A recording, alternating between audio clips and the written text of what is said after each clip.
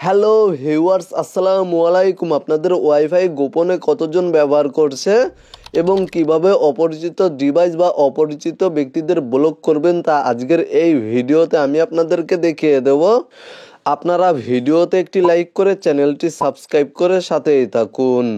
Okay viewers, alright, প্রথমেই আপনারা আপনাদের মোবাইল ফোন থেকে যে কোনো একটি ব্রাউজার ওপেন করবেন। তারপরে এখানে দেখতে পাচ্ছেন সার্চ অপশন, জাস্ট এখানে ক্লিক করে দিবেন।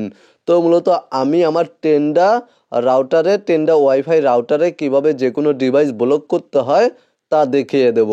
তো মূলত এখানে আপনারা টাইপ করবেন, আপনাদের রাউটার যদি টেন্ডা রাউটার হয়ে থাকে তাহলে Tenda wifi log in type করে সার্চ করবেন।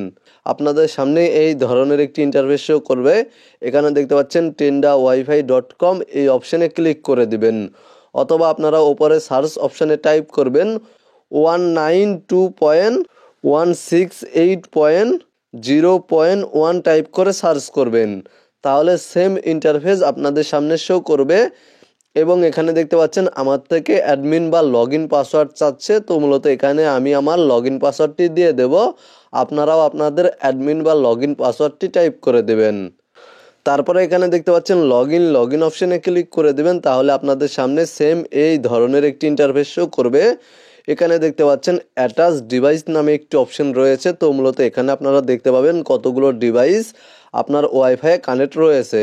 এখানে দেখতে পাচ্ছেন 2টি ডিভাইস এই মুহূর্তে আমার ওয়াইফাইয়ে কানেক্ট রয়েছে। তো মূলত এখান থেকে জাস্ট আমি অ্যাটাচ ডিভাইস এই অপশানে ক্লিক করে দিলেই দেখতে পাবো কোন কোন ডিভাইস আমার ওয়াইফাই রাউটারে কানেক্ট রয়েছে।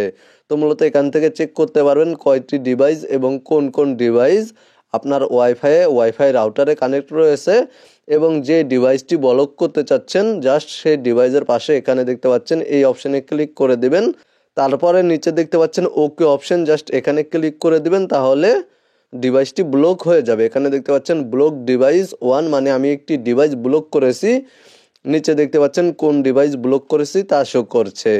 পুনরায় আবার আনব্লক করার জন্য জাস্ট এখানে দেখতে পাচ্ছেন রিমুভ অপশানে ক্লিক করে দিবেন। তারপরে ওকে অপশানে ক্লিক করে দিবেন। তাহলে ডিভাইসটি পুনরায় আবার আনব্লক হয়ে যাবে।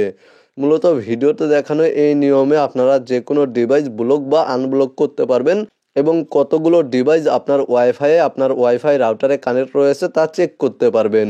ভিডিওটি দেখে উপকৃত হয়ে থাকলে অবশ্যই কমেন্টে জানাবেন। ভালো থাকবেন, সুস্থ থাকবেন। ভিডিওতে একটি লাইক করে চ্যানেলটি সাবস্ক্রাইব করে সাথেই থাকবেন।